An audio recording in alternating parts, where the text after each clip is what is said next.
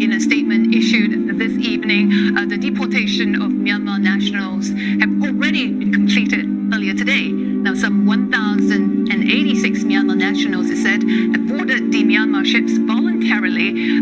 There was no Rohingya refugees nor any asylum seekers on board. Now, the Malaysian Navy and the Myanmar counterpart, the Tetmato, the armed forces. Now, these Myanmar nationals, he reiterated, were without proper document. They were illegal migrants and were supposed to be sent home, but was delayed due to the border closures. Now, according to Myanmar ships, left the naval dockyard in Lumut, Perak, along the coast of Straits of Malacca at about 5 p.m. local time. Now, the stay order was issued by the High Court this morning at 10 a.m. And that's why the lawyers representing the rights groups are issuing a statement soon. They said, but as far as they are concerned, it's contempt of court. But the fact remains is that the ships set sail together with over 1,000 Myanmar nationals on board. Many were ethnic Chin and Muslim minorities who once fled violence and persecution by the rights groups earlier, Amnesty International, as well as Asylum and Access. There were also 17 minors aged below 18 who were forced to be separated from their parents who are still here in Malaysia. Now, meanwhile, the Malaysian government remained silent,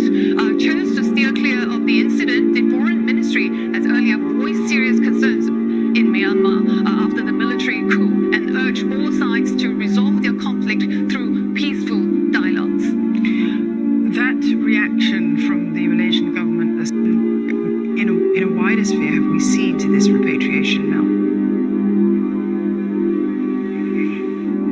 Well, as far as a lawyer contempt of court, they said because the ships were in Malaysian waters at that time, when there was a clear order from the court to stay the deportation. Now, the ships, including the military vessels, were located within Malaysian jurisdiction. That's what they argued. But others are saying that the ships are sovereign by themselves, by the fact that they carry it's Myanmar territory. So when the nationals board them, so there's nothing that the Malaysian government nor the Navy could do. Now, as far as the public's concerned, the reactions have been quite mixed, really. While many are sympathetic towards the Myanmar nationals being sent home, Texas following the military coup, and also the country itself, many Malaysians felt that the country is gripped too by rising COVID-19 cases, and the government